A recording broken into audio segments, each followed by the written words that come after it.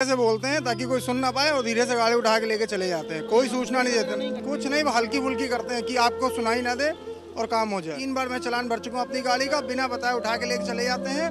गली में लगाओ तो गली से लेके चले जाते हैं। उत्तर प्रदेश की सरकार लगातार ट्रैफिक नियमों को ध्यान में रखते हुए कई सारे नियमों को लागू करती जा रही है, जिससे ट्रैफिक इस व्यवस्था में सुधार किया जा सके। वहीं राजधानी लखनऊ में दिन पे दिन ट्रैफिक का बोझ बढ़ता जा रहा है। वहीं पब्लिक तो अपनी मनमानी से उल्टी सीधी जगह गाड़ी पार्क कर देती है, जिससे यातायात बाधित हो जाता है। पर नगर निगम की गाड़ियां मजबूर लोगों को नहीं छोड़ती हैं। जी हाँ, राजधानी लखनऊ के हजरतगंज क्षेत्र में अगर किसी व्यक्ति को एटीएम से पैसा भी निकालना है या मिनट भर का भी कुछ कार्य है तो बिना हिदायत दिए नगर निगम का बुलडोजर, बाइक, कार उनके मालिक को बिना सूचना दिए या बिना कोई आश्वासन लिए गाड़ी को उठा ले जाते हैं। मौजूदा स्थिति में वाहन को उठाते वक्त अगर वाहन स्वामी मौजूद है और गाड़ी को जहां से उठाया जा रहा है उसके लाख मना करने के बाद भी, हाथ पैर जोड़ने के बाद भी वाहन को नहीं छोड़ा जाता है। वाहन किसी के ना होने पर आपका वाहन क्रेन द्वारा उठाया जाएगा और वाहन में किसी के बैठे होने पर आपका वाहन का फोटो लेके चलान किया जाएगा। आपका वाहन 9 पास होने पर असुविधा से बचे और यातायात के नियमों का पालन करें। अपने वाहन 9 पास इसको ऐसे स्थान पर पहुंचाया जाता है जहां पर मोटरसाइकिल और कार वाहन मालिकों से चालान के रूप में एक मुक्त रकम वसूली जा सके। गलत जगह पार्किंग करना बिल्कुल गलत है, लेकिन उसके खिलाफ कार्रवाई होना भी गलत है। और अगर वाहन स्वामी मौजूद है, किसी कारण से गाड़ी उसने रोड पर खड़ी कर रखी है, तो उसे हिदायत देकर हटाया भी जा सकता है। कई बार आपको देखने को मिलेगा कि वाहन स्वामी के साथ वाहन को क्रेन पर उठा लिया जाता है। यह कितनी उचित बात है, ये सोचने का विषय है।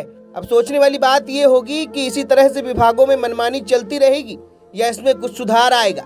इन्हीं सब बातों को ध्यान में रखते हुए हमने क्रेन का पीछा किया और देखा कि क्रेन किस तरह से कार्य करती है, लोगों को इन्फॉर्म करती है या नहीं करती है, सूचना देती है नहीं देती है। जब हमने इनके पीछा किया तो देखने में ये नजर आया ये किस तरह कार्य करते हैं। आप भी देखिए। राजधानी लखनऊ के नगर निगम यातायात पुलिस बूथ पर हम मौजूद हैं, जहां पर रोड पर खड़ी हुई गाड़ियों को टो करके क्रेन के माध्यम से यहां पर लाके खड़ा किया जाता है और उसके बाद लोग यहां पर आते हैं, अपनी गाड़ियों को छुड़वाते हैं। और उनका कहना है कि यहां पर ये लोग बगैर उनको सूचना दिए गाड़ी उठाते हैं। लेकिन हमने इन लोगों से प्रयास किया बात करने का, तो इन लोगों ने कैमरे को तो फेस नहीं किया, हम लोगों से बात की, लेकिन इन्होंने माइक पर बोलने की हिम्मत नहीं जुटा पाई और उन लोगों ने हमें बताया कि ये हम नहीं बोल सकते हैं।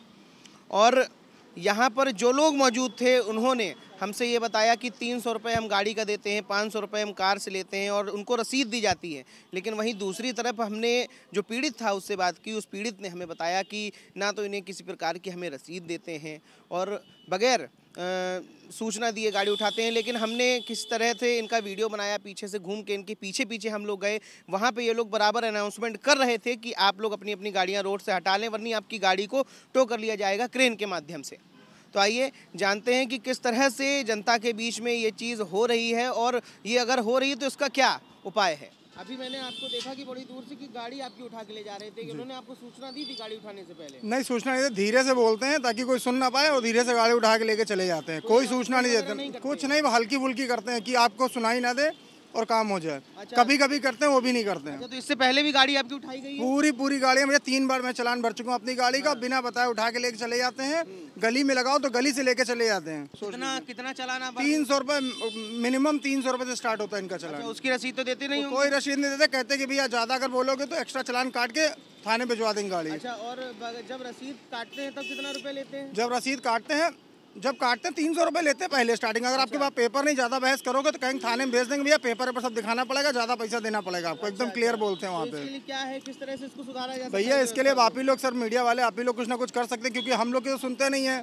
कोई ठेका ले लेता है प्राइवेट वाला और अपना भौकाल दिखाता रहता है। तो जिस तरह से हमने देखा कि अभी तक हम पहले हजरतगंज में गए, वहाँ पर हमने पूरी जांच पड़ताल की कि किस तरह से गाड़ियों को क्रेन द्वारा उठाया जाता है, किस तरह से बाइकों को उठाया जाता है और उनमें पीड़ितों की क्या क्या समस्याएं होती हैं। इसके बाद हम लोग नगर निगम गए, नगर आयुक्त के पास, ये जानने के लिए कि इसकी कार्रवाई जो होती है इसकी क्या क्या प्राथमिकताएं हैं, किस किस तरीके से काम होता है। लेकिन नगर आयुक्त द्वारा भी ये बोला गया कि हमने यातायात पुलिस को जो है क्रेनें प्रोवाइड कराई हैं, आप उनसे पूछ सकते हैं जाके। उसके तत्पश्चात हम लोग अभी इस समय प्रेजेंट टाइम पर मौजूद हैं डीसीपी ट्रैफिक रईस अख्तर के जो है कार्यालय के बाहर। लेकिन उनकी तरफ से भी हमें यही बोला जाता है, क्या आपको उन क्रेनों के आसपास या उन क्रेनों को चलाते हुए कोई ट्रैफिक पुलिस दिखाई देता है? तो मेरा आंसर उनसे यही होता है, जी नहीं। तो क्या अब इसकी जिम्मेदारी उत्तर प्रदेश सरकार लेगी, यातायात पुलिस लेगी या नगर निगम लेगी? लखनऊ से वीडियो जर्नलिस्ट जिशान के साथ स्पर्श गुप्ता, TV 24।